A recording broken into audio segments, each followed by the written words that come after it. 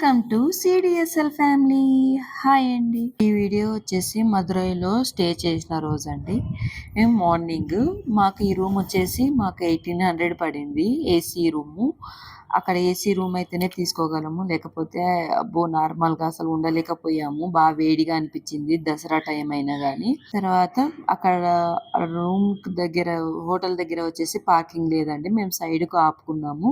గుడికి దగ్గరలో ఉన్న హోటల్స్ లో అయితే ఎక్కడ పార్కింగ్ ఉండదు. మీకు పార్కింగ్ కావాలి అనుకుంటే, ఓన్ కార్ వేసుకున్న వాళ్ళకి పార్కింగ్ కావాలి అనుకుంటే టెంపుల్స్ వాళ్ళ కాడే టెంపుల్ కి దగ్గరలో కార్ పార్కింగ్ ఉంది, అక్కడ యూజ్ చేసుకోవచ్చు.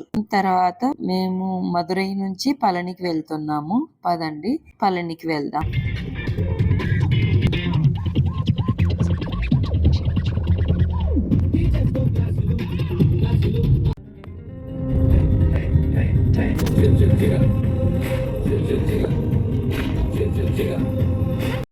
మాకైతే మార్నింగ్ బ్రష్ చేయంగానే ఫస్ట్ స్నానం చేసి బ్రష్ చేయంగానే నాకైతే టిఫిన్ ఉండాలి. కానీ ఆ రోజు టిఫిన్ లేదు, అందుకనేసి ఓ టీ తీసుకున్నాము. అక్కడ టిఫిన్లు ఎక్కడ చూసినా గానీ బోండాలు, వడలు, ఇవి ఆయిల్ ఫుడ్ అంతా ఉంది కానీ టిఫిన్స్ లేవు. సరే అనేసి ఉన్న టీనన్న తాగుదాం అనేసి మేము టీ తీసుకొని తాగాము. మార్నింగే టీ పడితే ఫ్రెష్ గా ఉంటది కదా, ఎంత జర్నీ అయినా చెయ్యొచ్చు అనేసి టీ తాగేసి మళ్ళీ బయలుదేరాము.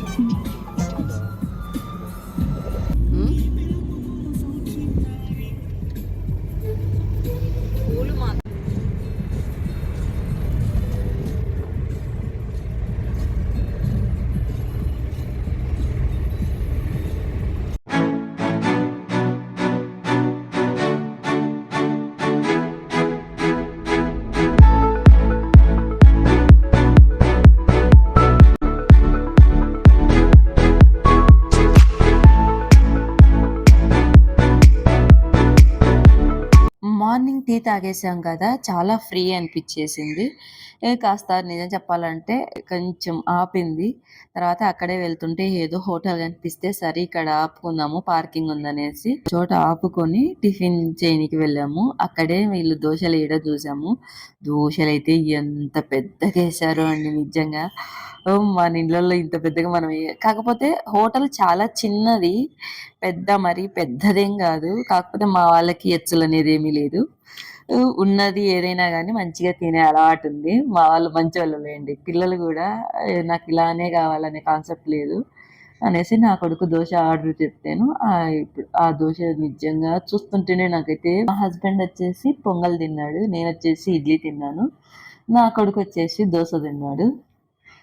మాకైతే తక్కువ ప్రైజే పడింది, కానీ ఎగ్జాక్ట్ ప్రైస్ గుర్తులేదు. కానీ టిఫిన్ మాత్రం చాలా బాగుంది, బాగా నచ్చింది. అందులో పొంగలి సాంబార్ బాగా ట్రై చేయండి.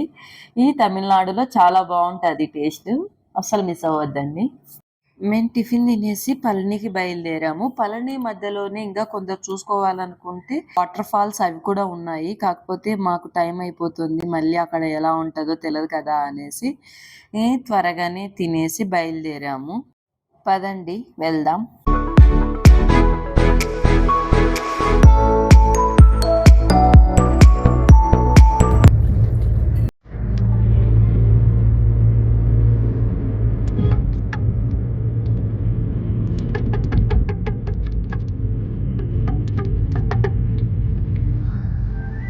బాగా ఇచ్చినండి 50 రూపాయలు.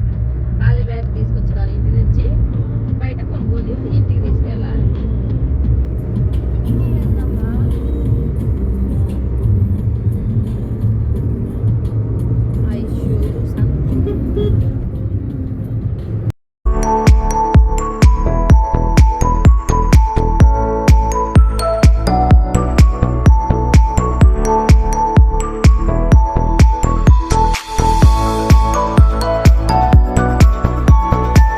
మదురై నుంచి పళనికి వెళ్ళే రూట్లో మంచి వ్యూస్ ఉన్నాయండి.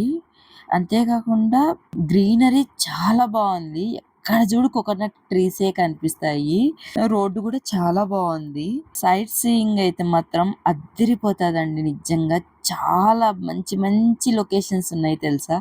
ఆ కొండలు, కోకోనట్ ట్రీస్ అవన్నీ చాలా బాగున్నాయి. అసలు మిస్ అవ్వద్దు. ఒకవేళ మీరు ఇక్కడ వెళ్ళాలి అనుకుంటే పాతాళ మురుగను ముందుగా వెళ్ళలేము అనుకున్న వాళ్ళైతే మధ్యన ప్లాన్ చేసుకోవచ్చండి. మిడిల్లోనే ఉంటుంది. మదురై నుంచి పళనికి వెళ్ళే మధ్యలోనే ఉంటుంది పాతాళ మురుగన్ టెంపుల్. అస్సలు మిస్ అవ్వద్దండి. నువ్వు ఎల్లో కలర్ బ్యాగ్ అయితే తెచ్చినావు కదా, నీకే ఇచ్చినాగా.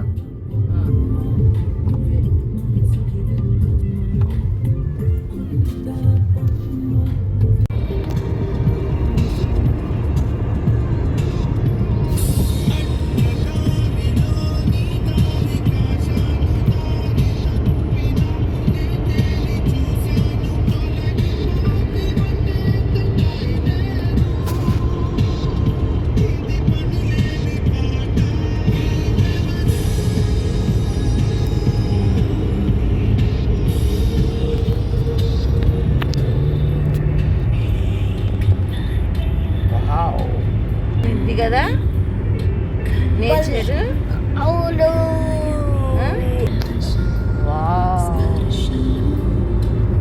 అలా చెయ్యొద్దు. ఇష్క్ ఆల్ పెడదాం పట్టు. ఇష్క్ ఆల్.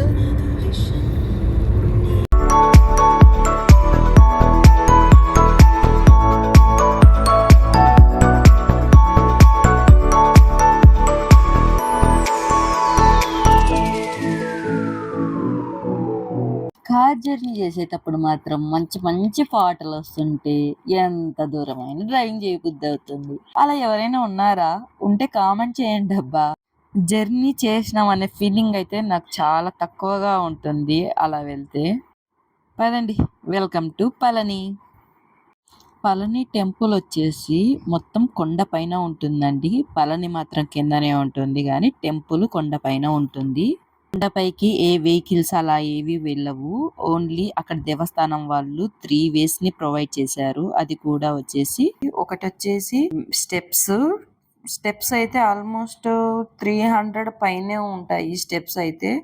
తర్వాత ఒకటి రూప్ వే, ఒకటి వెంచ్ స్టేషన్ ఉంటుంది. రూప్ వే వచ్చేసి హ్యాండిక్యాప్డ్ వాళ్ళకైతే చాలా ఈజీగా ఉంటుంది. ఇక్కడికి వించ్ స్టేషన్ అయినా ఈజీగానే ఉంటుంది. కాకపోతే కొంచెం క్యూ ఉంటదండి. మనం వెళ్ళాలనుకుంటే కొంచెం టైం టేకింగ్ తీసుకుంటది. వించ్ స్టేషన్ కైనా రూప్ వే కైనా గానీ అమౌంట్ ఉంటది. రాను పోను 2 టికెట్లు ఉంటాయి. రూమ్ వే అయితే పర్ పర్సన్ 50 రూపీస్ తీసుకున్నారు. మాకైతే వించ్ స్టేషన్ అయితే ఎగ్జాక్ట్ గా గుర్తులేదు. మేము వెళ్లే టయానికి షాప్ లో అవన్నీ కూడా ఓపెన్ చేసే ఉన్నారు. ఏవైనా గానీ మనము ఇక్కడ బ్యాటరీ వెహికల్స్ ఉంటాయి.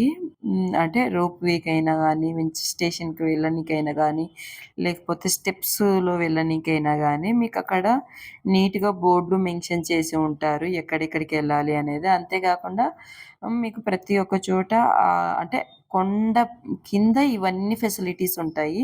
కొండ పైన ఏ ఫెసిలిటీస్ ఉండవు. బ్యాటరీ వెహికల్స్ ఉంటాయి కొండ కింద. మీరు అంటే లాకర్స్ కి కానీ, రోప్ వేకి వెళ్ళాలన్నా, వించ్ స్టేషన్ కి వెళ్ళాలన్నా కానీ ఈ ఎలక్ట్రిక్ బస్సులు యూజ్ చేసుకోవచ్చు. ఇది మొత్తం టోటలీ ఫ్రీ. కొండపైకి ఫోన్ నాట్ అలౌడ్ అండి. అంతేకాకుండా క్యాష్ తీసుకోపోండి. ఎక్కువ శాతం అయితే ఫోన్ నాట్ అలౌడ్ కనుక క్యాష్ తీసుకెళ్లాల్సిందే. ఇక్కడ వచ్చేసి నేను ఇందాక మీకు చూపించిన గోపురం దగ్గర వచ్చేసి స్టెప్స్. మేము ఇప్పుడు వెళ్తున్నది వెంచ్ స్టేషన్ కి వెళ్తున్నాము. సరే అక్కడ ట్రై చేద్దాము అనేసి మేము అక్కడికి వెళ్ళేసరికి చాలా రద్దీ ఉన్నారు. చాలా టైం టేకింగ్ తీసుకుంటది. ఏం చేద్దామని ఆలోచించి మళ్ళీ ఇదంతా వద్దు అని మళ్ళీ రిటర్న్ బ్యాక్ స్టెప్స్ దగ్గరికి వచ్చి స్టెప్స్ ఎక్కాము. కానీ మళ్ళీ మేము రెండోసారి పళనికి వెళ్ళినప్పుడు రోప్ వే కార్ ని యూజ్ చేసాము. టెంపుల్లో వచ్చేసి 1 o'clock అయితే 1 hour దాకా ఆపుతారండి. 12 నుంచి 1 o'clock దాకా స్టాప్ చేస్తారు. అది చూసుకొని ప్లాన్ చేసేసుకోండి. కొండపైన సెల్ అలో లేదు కనుక నేనైతే ఆన్లైన్ లోనే చూసి ఈ ఫోటో పెట్టాను. సేమ్ ఇలానే ఉంటుందండి విగ్రహం. ప్రసాదం కూడా నేను మీకు పిక్ లో పెట్టాను, చూసేసుకోండి. ఇది అమెజాన్ లో కూడా అవైలబుల్ గా ఉంది.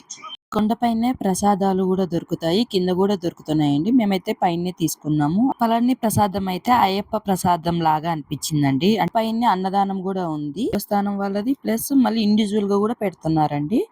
అన్నదానం అసలు మిస్ అవ్వద్దండి, టేస్ట్ కూడా చాలా బాగుంది. మేము పళని చూసేసుకున్న తర్వాత కోయంబత్తూర్ వెళ్తున్నాము. సరే, మిమ్మల్ని నేను కోయంబత్తూర్లో కలుస్తాను. బాయ్. మా వీడియో నచ్చితే please do like, share, subscribe to my channel. మరో వీడియోతో మీ ముందుంటా. బాయ్.